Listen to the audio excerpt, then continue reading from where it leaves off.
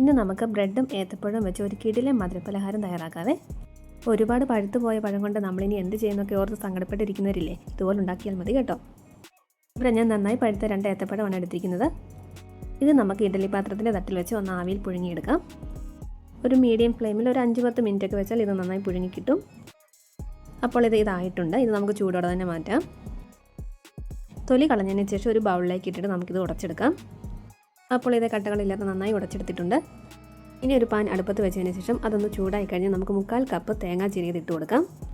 തേങ്ങയിലെ വെള്ളത്തിൻ്റെ അംശമൊക്കെ പോകുന്നത് വരെ 2-3 മിനിറ്റ് ഒന്ന് ഇതുപോലെ ഒന്ന് ഇളക്കി കൊടുക്കാം. അപ്പോൾ ആയിട്ടുണ്ട്. ഇത് നമുക്ക് തണുക്കാൻ മാറ്റി വെക്കാം. ഇനി വേണ്ടത് 4 ബ്രെഡാണ്. ഇത് മിക്സിയുടെ ജാറിലേക്ക് ഇതുപോലെ മുറിച്ചിട്ട് കൊടുക്കാം. പിന്നീട് നമ്മൾ ചൂടാക്കിയ തേങ്ങയില്ലേ, അതുകൂടി ഇട്ട് കൊടുക്കാം. ഇനി മധുരത്തിന് ആവശ്യമായിട്ട് ഒരു 2 ടേബിൾ സ്പൂൺ പഞ്ചസാര കൂടി ചേർത്ത് കൊടുക്കാം. ഏത്തപ്പഴത്തിന് മധുരം ഉള്ളതുകൊണ്ട് പഞ്ചസാര ചേർത്തില്ലെങ്കിലും കുഴപ്പമില്ല. നല്ല മധുരം ഇഷ്ടമുള്ളവർക്ക് ചേർത്ത് കൊടുക്കാവുന്നതാണ്. ഇതിപ്പോൾ പൊടിച്ചെടുത്തിട്ടുണ്ട്.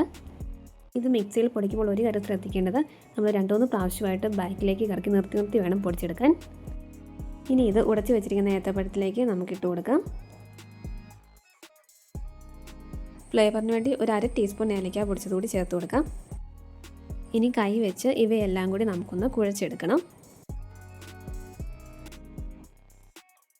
അപ്പോൾ കുഴച്ചെടുത്തിട്ടുണ്ട്. പിന്നീട് ചെറിയ ഉരുളകളാക്കി ഇതുപോലെ ഒന്ന് ഷേപ്പ് ചെയ്തെടുക്കണം. ഇതിപ്പോൾ എല്ലാം ചെയ്തെടുത്തിട്ടുണ്ട്. ഇനി ഒരു പാനിലേക്ക് 1 ടേബിൾ സ്പൂൺ നെയ്യ് ഒഴിച്ചതിന് ശേഷം ഇവയെല്ലാം ഒന്ന് മൊരിയിച്ചെടുക്കണം. ലോ ഫ്ലെയിമിലിട്ട് വേണം ചെയ്തെടുക്കാൻ.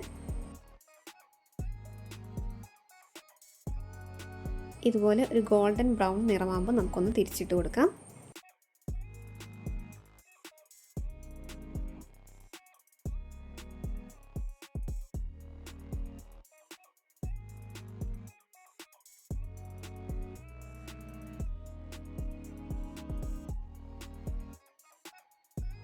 അപ്പോൾ ഇവയെല്ലാം ആയിട്ടുണ്ട്. ഇനി ബാക്കിയുള്ളത് കൂടി നമുക്ക് ചെയ്തെടുക്കാം. അപ്പോൾ എല്ലാവരും ഇതുപോലെ ഒന്ന് ട്രൈ ചെയ്ത് നോക്കണേ. നല്ല ടേസ്റ്റാണ്.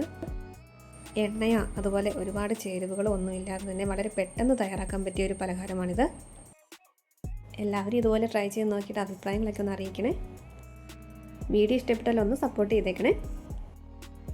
പുതിയൊരു വീഡിയോയുമായി വീണ്ടും കാണാം.